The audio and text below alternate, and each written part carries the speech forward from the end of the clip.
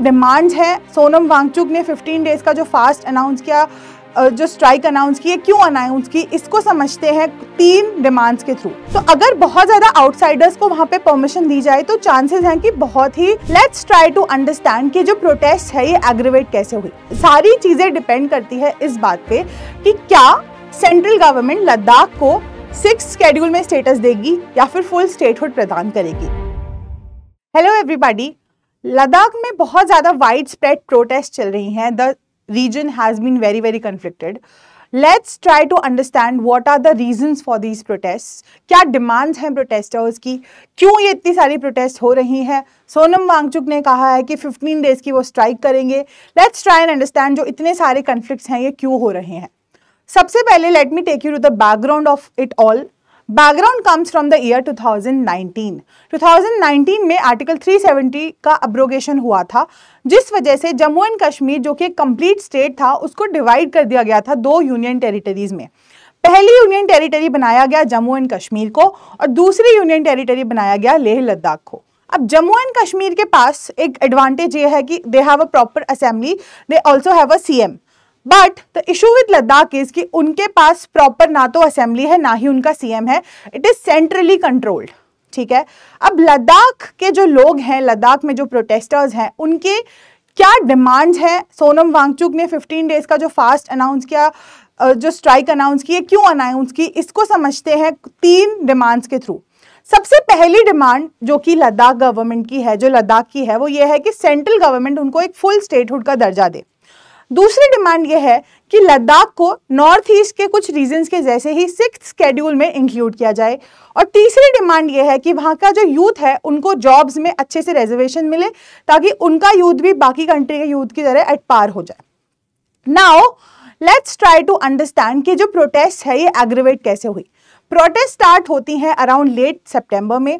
अब इशू ये आता है कि प्रोटेस्ट जब पीसफुल चल रही थी तो पुलिस के साथ होता है एक फॉर्म ऑफ ऑल्टरकेशन, और उस ऑल्टरकेशन के बाद पुलिस धीरे अपना जो फॉर्म है वो इंक्रीज करती है, स्टार्टिंग फ्रॉम बैटन्स और टीयर गैसेस, और उसके बाद फाइनली राउंड्स ऑफ फायर भी करे जाते हैं, जिस वजह से डेथ हो जाती है 4 प्रोटेस्टर्स की। इस वजह से जो ये स्ट्राइक है एक थोड़ा सा वायलेंट टर्न ले लेती है। Now let's talk about what the 6th schedule does. तो 6th शेड्यूल जो है एक स्पेशल फॉर्म ऑफ आर्टिकल है जो कुछ पर्टिकुलर रीजन्स को कुछ स्पेशल स्टेटस देता है। इस स्पेशल स्टेटस के मायने ये हैं कि वो रीजन्स, जैसे कि बात करें अगर इंडिया में तो Meghalaya is one such region, वहां पे वो लोग अपनी खुद की कल्चर, अपने ट्राइबल एरिया को प्रोटेक्ट करने के लिए मेजर्स ले सकते हैं। ये मेजर्स होते हैं in the form of ADCs, autonomous district councils. इन काउंसिल्स के पास पावर होती है अपने ट्राइबल कल्चर को अच्छे से प्रॉपर्ली मेंटेन करने की, वहां पे फॉरेस्ट रीजन्स को मेंटेन करने की। एट द सेम टाइम जो रेवेन्यू कलेक्शन की पावर है वो भी इन एडीसीज के साथ होती है। Now the purpose of this 6th schedule is कि जो एरियाज इंडिया में ऐसे हैं जिनके पास एक कुछ ऐसी यूनिक कल्चर है जिनको प्रोटेक्ट करने की बहुत ज्यादा जरूरत है, या जो कल्चर जिनका एक्सटेंड होने के चांस बहुत ज्यादा हैं, इस वजह से हम उनको ये स्पेशल स्टेटस देते हैं। इस 6th शेड्यूल के आने की वजह से एक चीज ये भी हो जाती है कि बाहर वाले जो लोग होते हैं वो अब प्रॉपर्टी नहीं खरीद पाएंगे अगर लद्दाख 6th शेड्यूल के अंदर इंक्लूड कर लिया जाता है तो। एट द सेम टाइम समझते हैं कि फुल स्टेटहुड के क्या मायने होंगे। फुल स्टेटहुड के मायने ये होंगे कि 7th शेड्यूल के अंदर 3 लिस्ट की बात की जाती है, union list, state list and concurrent list. तो अगर लद्दाख को स्टेटहुड मिलता है तो उसके पास पावर आ जाएगी अपने स्टेट के लिए कुछ अच्छे खासे लॉज बनाने की। अभी जो है आफ्टर द एब्रोगेशन ऑफ 370 बहुत ज्यादा वैक्यूम क्रिएट हो गया है पावर के सेंस में कि Ladakh don't have the power, Leh Ladakh don't have the power कि वो लोग अपने अकॉर्डिंग अपने यूथ के लिए, अपने कल्चर के लिए, अपने रीजन के लिए अच्छे से डिसीजंस ले पाएं। अब समझना ये बहुत ज्यादा जरूरी है कि व्हाट इज लाइक व्हाई, क्यों इस चीज को करना चाहिए।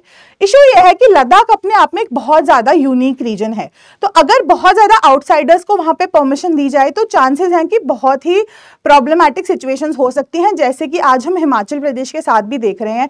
इतने सारे जो एनवायरमेंटल क्राइसिस हैं वो सारे आ सकते हैं। लद्दाख अपने आप में बहुत ज्यादा ब्यूटीफुल रीजन है, बहुत ज्यादा प्रोटेक्टेड उस चीज को, उस स्टेट को, उस पर्टिकुलर रीजन को हम लोगों को रखना चाहिए।